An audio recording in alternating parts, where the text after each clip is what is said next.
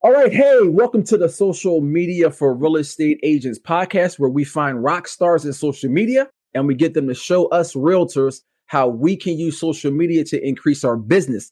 I'm Colin Nathan Alim, licensed real estate agent in Pennsylvania, New Jersey, and Delaware. And my guest today is Anthony LeBorde. Now, this guy is straight out of Atlanta, way of Houston. He's an engineer who turned entrepreneur.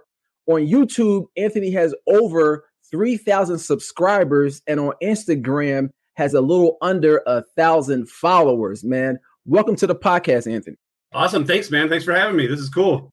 Great. Now, do people call you Anthony? Do they call you Tony? Or Anthony all the way. Yep. All right. Gotcha. Well, Anthony, like I said, is truly a rock star, man, as far as YouTube goes. He was actually on Property Spark's top 50 real estate agents on YouTube.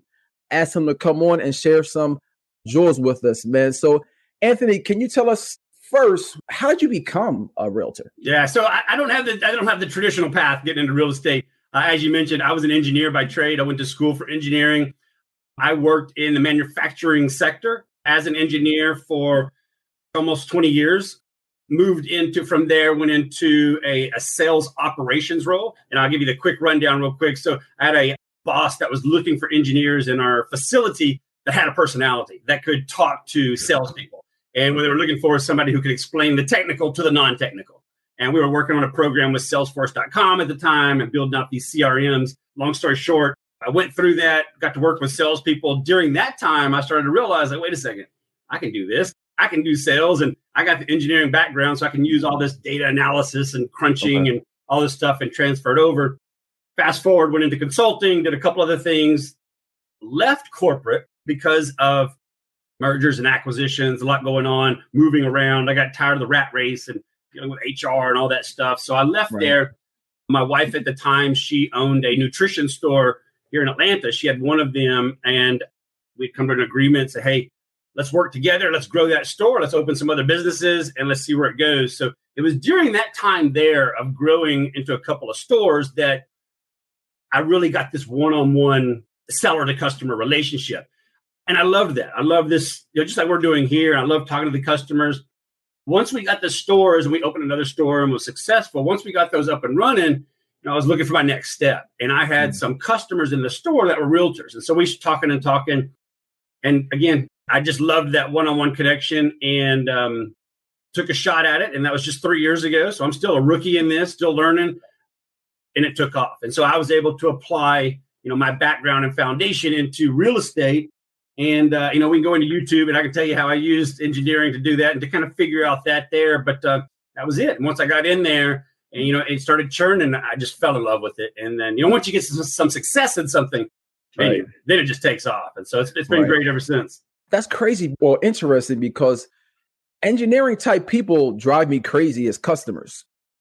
And I've noticed that. Yeah. I know. Yeah. I had an attorney tell me one time, he said the worst people at closings are other attorneys and engineers. I'm just like, look, it's not that bad. Well, what about this? Well, what about this? Yeah. If this happens, then this happens. I'm just like, hey, easy. Look, it's just a house. Okay. It's just a house. Okay. It's not an F-1 bomber. Okay. So we have to. We would disagree. It could be. Right. So it's just like, oh man. So no, but that's excellent. Now, when you did you do them both at the same time, or did you just kind of make the plunge as far as a full-time realtor since day one? When I first started in the real estate, so I was still working in the stores. I had left engineering by that time and left corporate, and I was an entrepreneur. We had opened these stores. We had come to an agreement like, hey, I'll continue working there while I get the license and this other stuff until I get churning. And anybody who's in real estate knows that, that first 6-8 months, sometimes a year, it's slow going at the first. So I was blessed. I had an income coming in from the stores. And so I was doing a little bit. 3 months in, when activity really started to take off, that's when I bowed out and said, if I want to do this correctly, it's got to be a full-time job. Okay. Yeah, I had a similar story. I was in corporate America too. One of the biggest insurers. I was a manager there. And like you said, I kind of did both for around 6 months. But when I found myself hiding in the bathroom trying to talk to buyers, it was just like, all right, I got to make a switch here. I got to burn the ships here.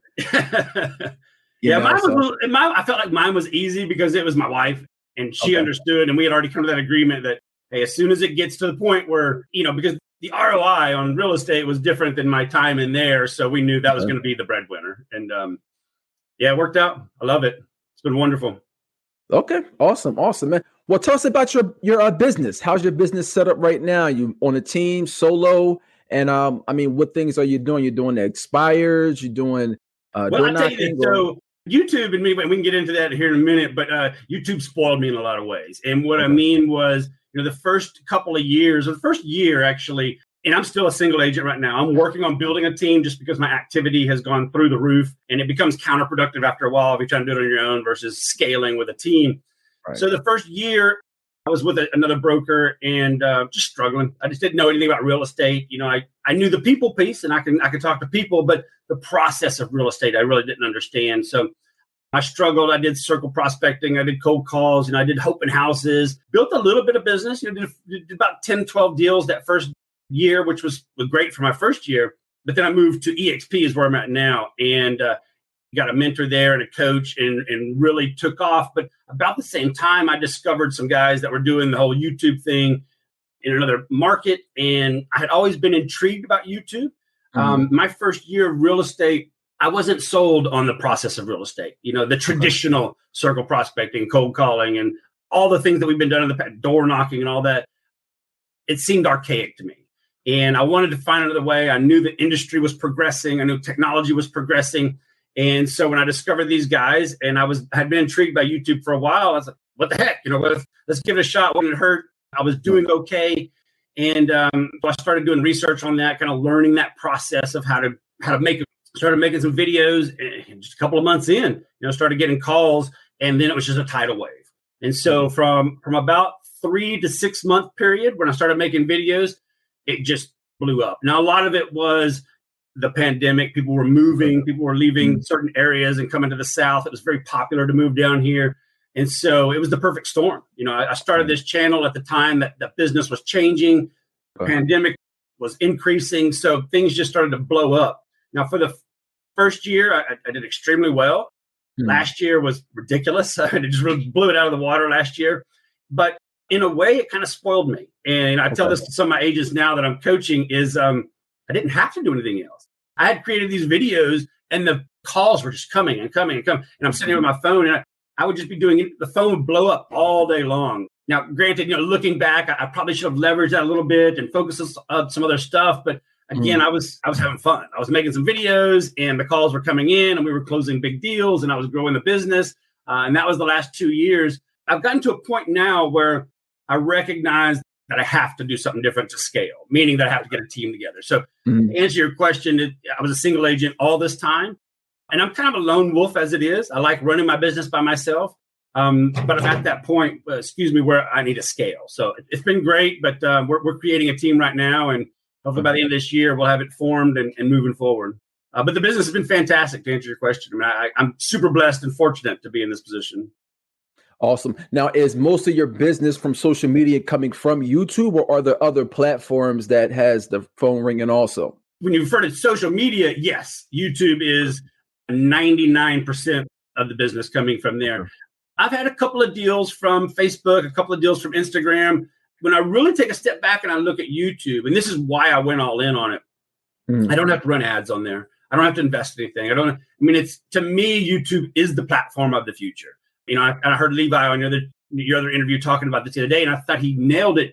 It enables me to target an audience so specifically based on my SEO, based on my tagging, based on how you can create a video and form it in a way that it hits exactly who you're going after. Now, Facebook and Instagram, there's some of that, but nowhere near how YouTube frames that up, their algorithm, how it works for you. And then again, Levi touched on this too, that I think, and this is where a lot of realtors make a mistake with YouTube, is not recognizing that it's a search engine. It's not a video platform. It is, but it's a search engine, number one, and it needs to be treated that way. And once you understand how to recognize what people are searching for, and then how to create the content for that, it's a game changer. Like, to me, there's no other platform out there that even comes close to YouTube in that ability to customize your content for the exact customer profile that you're searching for. And I believe the other ones are important, and I know guys are super successful on there. Mm-hmm.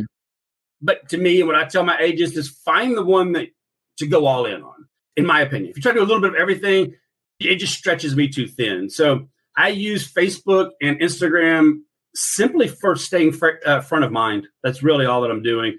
There's no strategy there to get buyers or sellers or anything. I mean, I put content out there, but YouTube to me is my business model right now. Now, you did mention this a little bit, but I want to go back to it.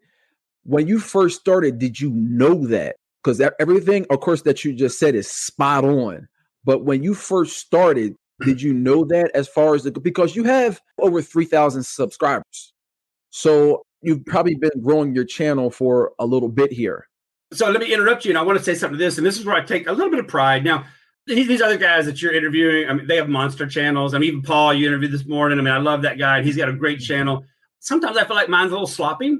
Meaning like I don't have the professional thumbnails. I don't have the professional editing. I don't have the, however, if you look at you mentioned my subscriber count.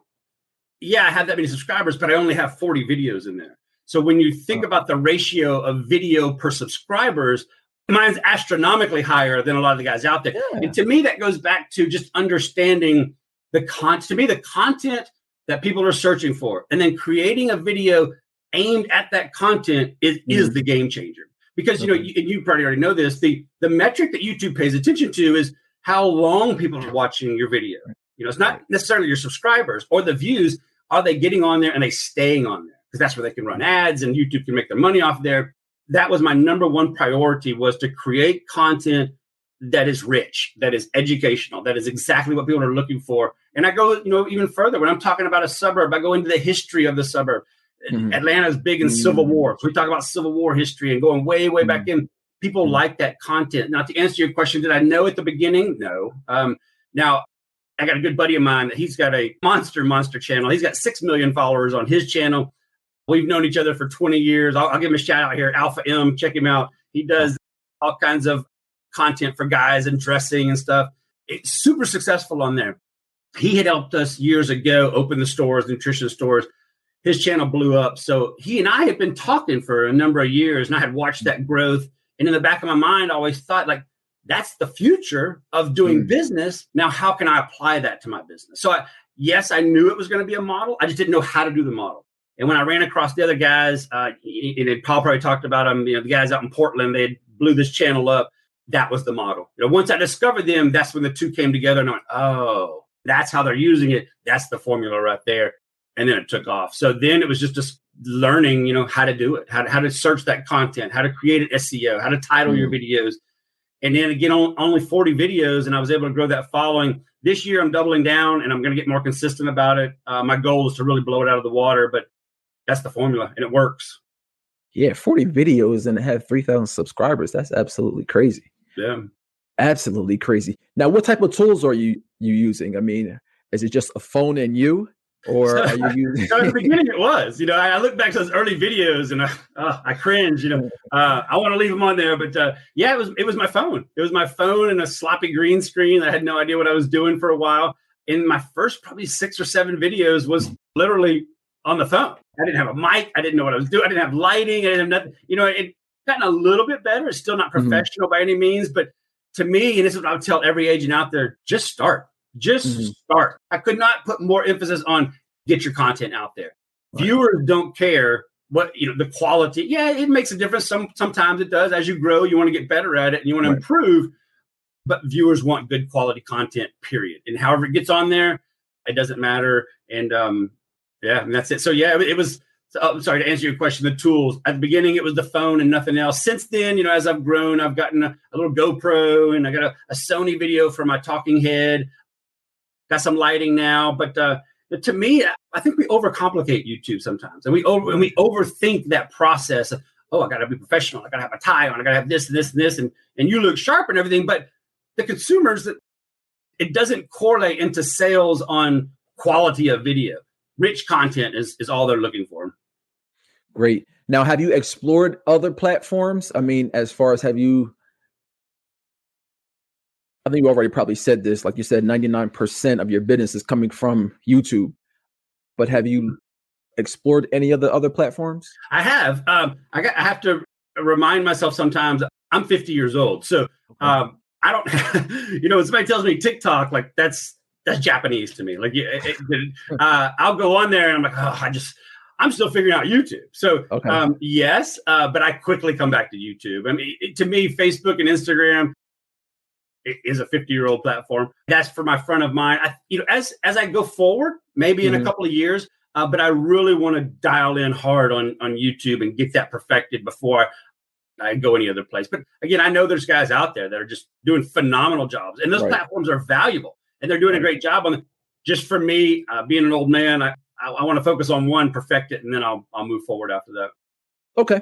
Tools you spoke about the camera, but also SEO is very big in YouTube.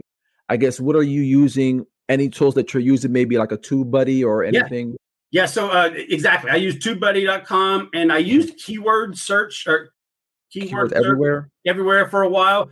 TubeBuddies was my favorite, and it gave me some of the. Being an engineer, I'm a data guy, so it gave me metrics that I really liked, and I could dive in. I know there's other tools that do that, but once I find something that I like and I'm good at, I usually don't waste time finding other stuff, and I just optimize that. So TubeBuddy to me has also been a game changer, understanding what people are searching for, and how to do that SEO. And I never really, other than TubeBuddy, that was, watch some videos, some SEO videos on YouTube, kind of how to do that. I looked at other influencers out there, the guys in our industry that are doing really well, and saw how they were framing it up. And it was really organic, organic knowledge, I guess, doing it that way. But TubeBuddy, man, if anybody's not using TubeBuddy out there on YouTube, check it out. That's a great tool. Awesome. Now you talked about as far as the Civil War history. Are you researching the information that you're going to talk about beforehand, or is it something that you already know because you lived there for X amount of years? A little bit of both. So I lived in this area of Atlanta for 25 years. I'm a history buff already, so that was part of why I stayed here. I love the rich history of the South and how the Civil War played into it and the outcome. And to me, it's fascinating how it shaped the country. And so I had already started doing some research, but then when I started doing the videos, and I kind of applied my own interest to it. So I dumped a lot of that history in there, but then I started getting feedback on it. And people were like, oh, I didn't know this about Sherman going down there and burning down Atlanta and what happened there, and Martin Luther King and the civil rights movement here and the music history here. I mean, there's so much more than just the Civil War here. With MLK being born here and that whole history there, I mean, it's just rich. It's so rich in history here and the shaping of the country and how the South played into it. So to answer your question, a little bit of both. It was an interest of mine, but as I put it in my videos, I was getting tons of feedback on that. And so it encouraged me to do more. Gotcha. Now, are you doing everything? Because I looked at some of your thumbnails, and I mean, everything that you do as far as social media kind of looks like grade A. So that was one of the. Thank you for that. I appreciate That's that. one thing that I wondered. I'm like, okay, is he doing this himself, or does he have people doing it for them, like a freelance or a Fiverr.com or something? I should have somebody doing it. I have gotten to that point. So thank you for the compliment, first of all. I don't think the same way. When I look at some of my stuff, I cringe. But again, the numbers are there, and I point to my bank account, and I point to the subscribers, and I point to, like, hey, it's working. So to this point, it's been 100% on my own. I do all my videoing, all my editing, all my thumbnails, everything on my own. Gotcha. What editing software are you using? So I use Wevideo, Wevideo. To me, and again, I know there's some great ones out there, but they offer such a package with their the B-roll footage. To me is the game changer, because that prevents me from having to go out and do all my video myself. And for guys that are on the fence on this, check out Wevideo.com. I use their pro plan. Their B-roll package with pictures as well as video is unbelievable. But even when I'm doing stuff on Atlanta, I can type in Atlanta on there, and it brings up 50 to 60 B-roll footage of Atlanta. So I don't have to go around. To me, it was a game changer. And once I figured it out, I didn't want the learning curve of something else. So I just kept going and going, but Wevideo all the way. Yeah, I used maybe like 4 or 5 different editing softwares before I got to Wevideo. I can't remember how I stumbled upon it. But when I got on it, like you said, the B-roll was crazy because I had the standard package at first. Yeah. And so I didn't have the B-roll. But then once they gave me like a free trial or something like that, I was like, I can't go back. You can't go back. You can't go back to crappy burgers once you had a steak. Like, what? I need this B-roll. Yeah. I can put it here and here. Like you said, I type in Philadelphia and it's a plethora of picture videos of Philadelphia. I'm just like, wow. And they're always updating it. This is something else that I discovered the other day is I put in something for Atlanta and there was some video that came up with people that had masks on. And I was like, wait a second, that's recent. Like, that's just now. Like, what's going on now? And so to me, they're always updating their database and it's always got fresh content on there. It's such an easy platform too to drag and drop and cut and paste. It's for an old man like me I don't want the learning curve of this other stuff. Right. Adobe and Photoshop and trying to they're great. And I know guys that can do wonders with them. Right. At this stage of my life, I don't have time to be learning a whole bunch of new stuff. Once I find it and I like it and it works, I do it. Right. A pain point for me for YouTube is the description. What are you doing in that realm? Because I mean, that's super important when it comes to your SEO of your video. So is that something that you're writing yourself for each one of them? Yeah, there's probably a better way to do it, but this is how I've been doing it. Once I got 6 to 8 videos in, maybe 10 videos, and it started churning and I was getting the calls, again, I go back to, once I lock in on something, I don't change it. I do a lot of copy and pasting from other videos. Like I don't get too crazy about it and try to figure it out. Now I know that there's going to come a point where I've got to get better at it, but in no way is it hurting my videos. I mean, they're working and they're getting out there and it's being seen by people who aren't subscribers. To me, that's a big game changer as well as understanding who's watching your videos, where it's going.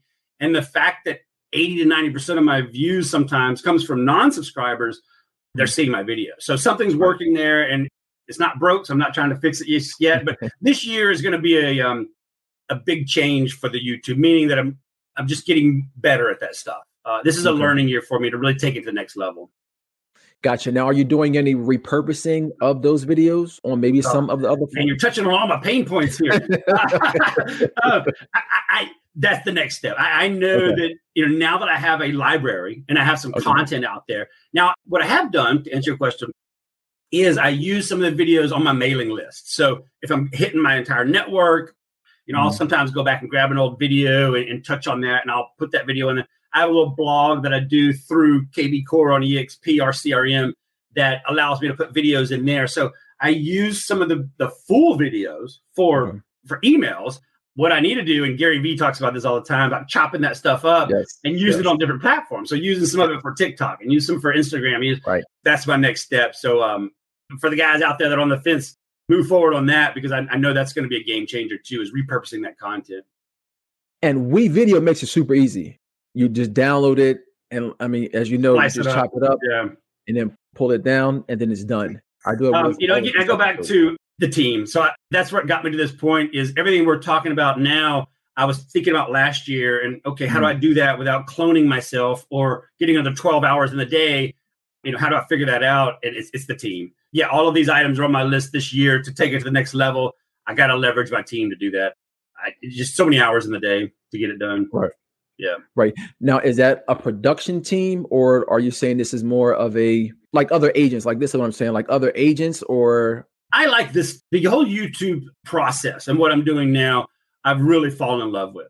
It enables that creative side in me to come out. Again, I'm an engineer, so everything's very black and white to me. So this area is all brand new. So being creative and coming up with ideas and content stuff, it sparked a new fire underneath me. So I really love that piece. So to answer your question, it's not a production team because I want to do it. I need a team to show all my homes, to close my deals. I need to to back off of production a little bit so that I can create more content, because this is really the social media piece, content creation is fun. I have a lot of fun with it, and I want to do more of that. So I'm going to create the team to take me out of production a little bit more so that I can create more content. Okay. And that's something that Levi had touched on, where he had a partner where he's doing the production and the other guy, his partner, is showing the homes. Well, this podcast, there's a lot of first-time real estate agents that look at this podcast, or some long-time agents that just haven't done social media. What advice would you give them as far as They haven't done any social media. They're a real estate agent. So they've done the cold calling, door knocking, farming, and they want to jump on social media. Which platform should they jump on and why? It's a game changer. YouTube. YouTube is the future. I know that the other platforms are successful. To me, they're not going to have the legs that YouTube has. It's owned by Google. It's Google and YouTube, and those are your number 1 and 2 search platforms. To me, that alone, and then the number of videos on there, the number of view times on there, the number of eyeballs that you have in YouTube versus these other platforms. Again, they're great, and I'm sure you can get some business from it. But to me, YouTube is, you can be so strategic with it, and you can get so specific in finding that ideal customer that you're searching for. In my opinion, all day long, I'll say, learn YouTube. Go into YouTube. And don't hesitate. Don't get caught up in this. I got to have a studio and I got to have a green screen and I got to have my lighting and I got to have this and that. No, create content. You, Mr. Agent, whoever's watching this, you know your business. Your customers are out there. YouTube is the place to go. Start off with some crappy videos. That buddy of mine, his name's Aaron, that I mentioned earlier. He's now 6 million followers, pushing 7 million. He still has his earliest videos out there. And they're hilarious. And I pick on him about it all the time. But it doesn't matter. Those videos have 10 million views on there. So wow. When you think about that, there's probably going to be some naysayers out there. There's probably going to be somebody that talks crap about your video, that doesn't like what you're wearing. It's like, doesn't matter. With YouTube, when you think about the ROI, the time invested in there is really your only investment is your time. Study your content, learn it, everything. But all you need is one deal. And I tell you all the time, if I create one video and I get one deal from that video, right, it has paid for itself 1,000 times over. And to me, I'm not paying any subscription fees. A couple of these little tools here and there. But going back to your question, if you're a new agent out there and you're watching this, learn YouTube and don't look back. It will change your business like you would not believe. Now, what's your schedule? Are you making videos every day? You put them out once a week, once a month? So going back to this conversation we just had about leveraging a team and everything, if you look at my consistency, it slowed down towards last year. It was a great problem to have because I had more business than I knew what to do with. And so, but that's where I got to this point this year is it's got to be a video a week at a minimum. I've debated on 2 videos a week. I just don't have the bandwidth to do it right now. But yes, 1 video a week. And it's going to be I do some of my research at night. When things slow down, it's quiet at the house. This is where I think about what is the next video. I do my research on it. I don't create a video and then go find the people. I do my research and I know what video I'm going to make next and why I'm going to make it. I do my research at night. I do just real rough outlines on the content. I don't use a teleprompter or anything. To me, I talk too much and I'm too high energy and that'll slow me down. So I just create bullet points on what I'm going to make. And then I usually spend a day of filming and start editing, and that's it. So 2 days really of what am I going to film, doing the research, filming it, doing the editing, and then the video's out next week. But it's going to be 2 days a week of YouTube. The rest of the time is going to be operations on the business and getting a video out once a week. Okay.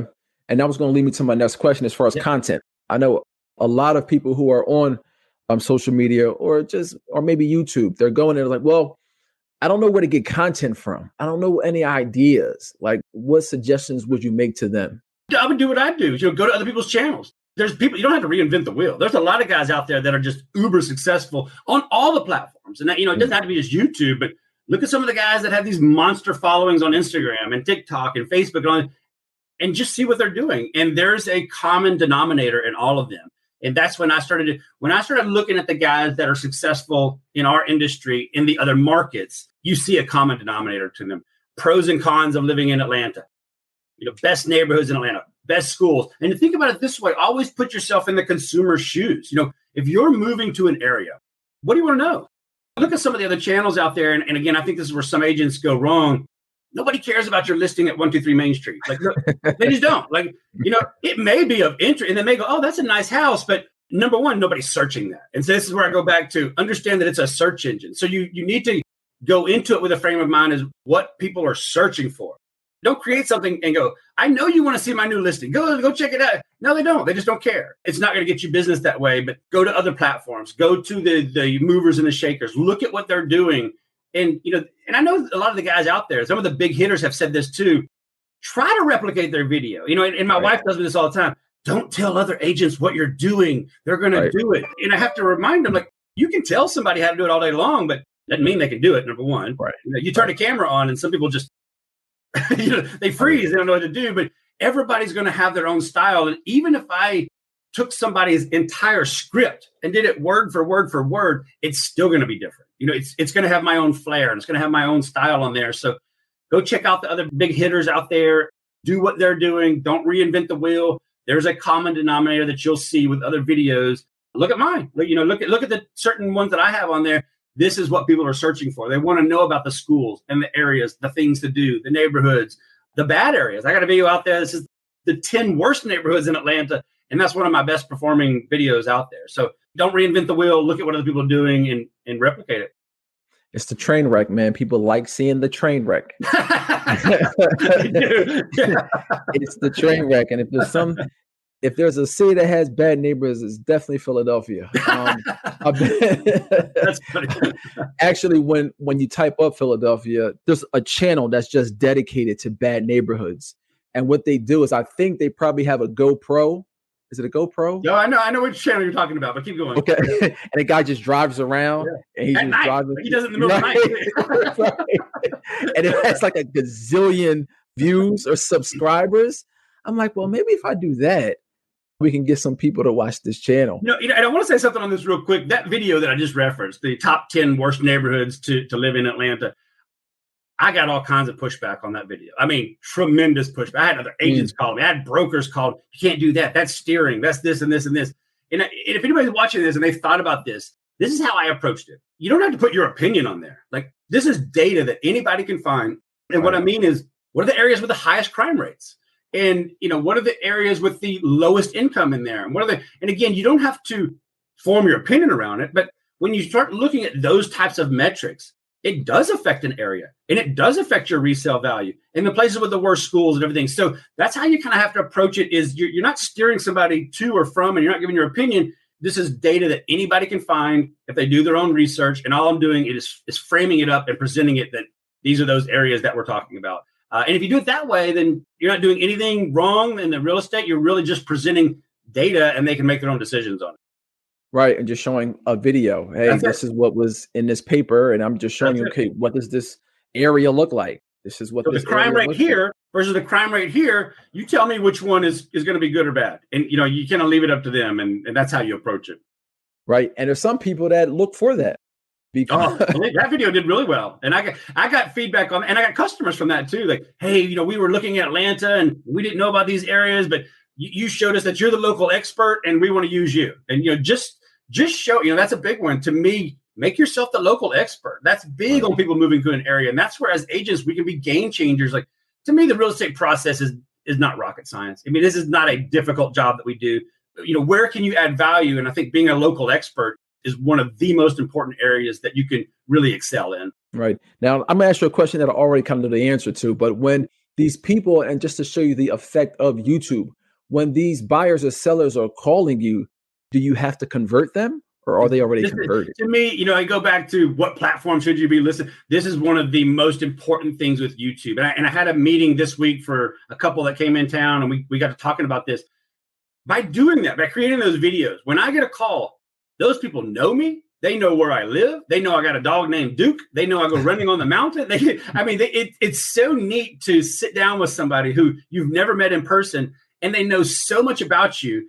And you don't have to go through that interview process. You don't have to do a presentation. There's already that relationship there. I say this in our stores. We own some retail stores, and I talk to my employees about this as well. Nobody's going to buy anything from you until they trust you, period.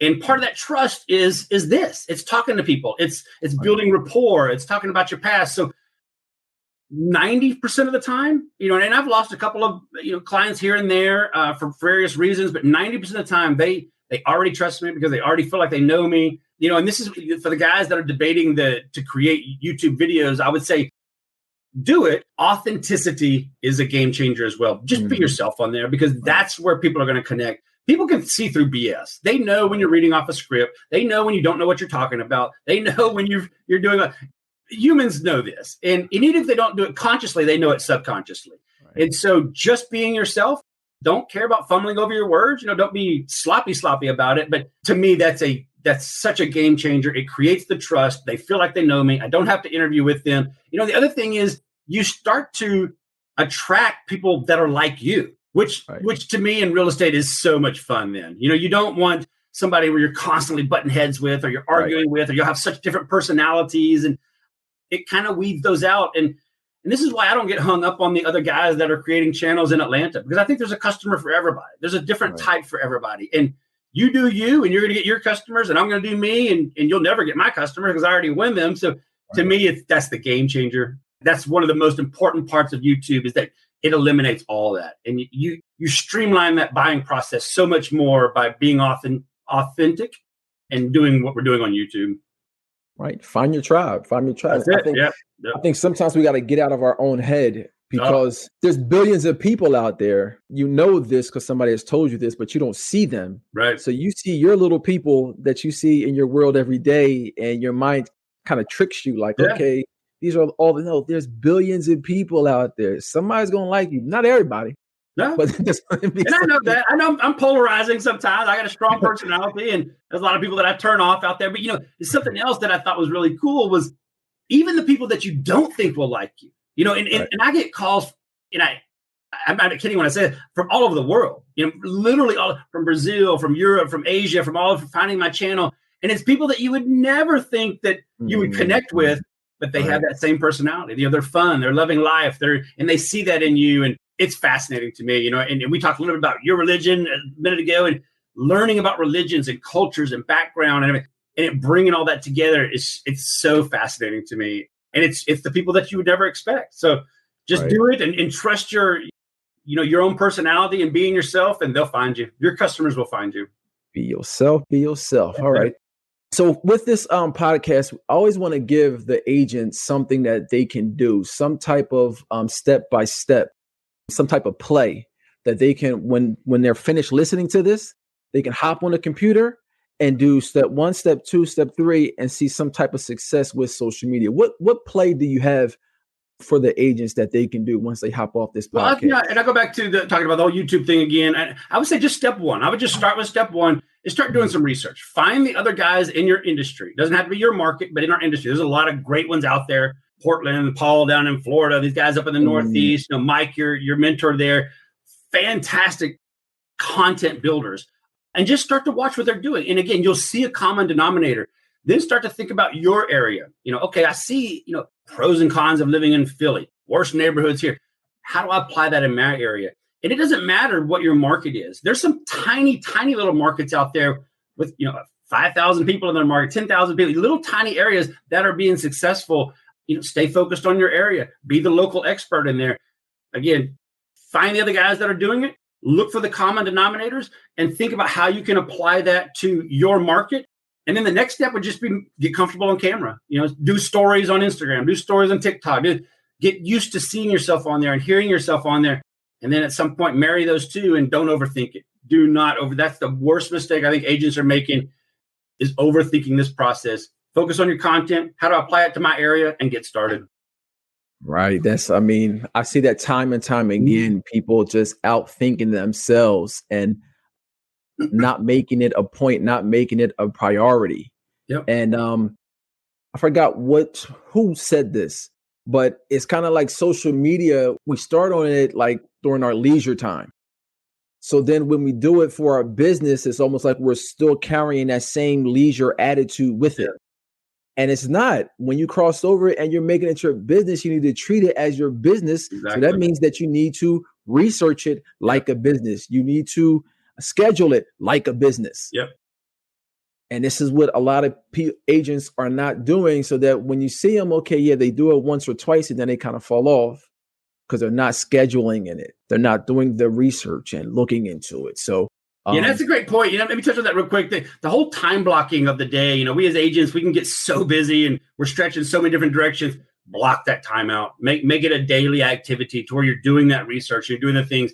And it's not a complicated process. It really does. Once you see those other channels and you see mine, you see these other guys out there and you see that common denominator, that's it. That's your formula. And then start tweaking it. Just learn a little bit more about YouTube and how to make a thumbnail and how to do your SEO, how to title it, I got another guy in my market right here. I'm not going to call him out, but I see where he's going wrong, and I see the typical mistakes that are making. Now he's creating stuff that he thinks he's supposed to be creating, but He's missing out on the SEO. He's missing out on some certain key ones. So look at the other guys out there. There's a common denominator algorithm that will work for you, and then block that time out. And this is a mistake that I've made many times. This is why last year my production slowed down on the YouTube piece. Was you just get going in too many directions, and put it on your calendar. Stay faithful to it. Make sure you do it. It'll change your business forever. Awesome, man. Well, listen, Anthony, thank you. Agents out there, if y'all have any referrals for the ATL Atlanta, definitely reach out to Anthony. Yeah. All his information will be in the description.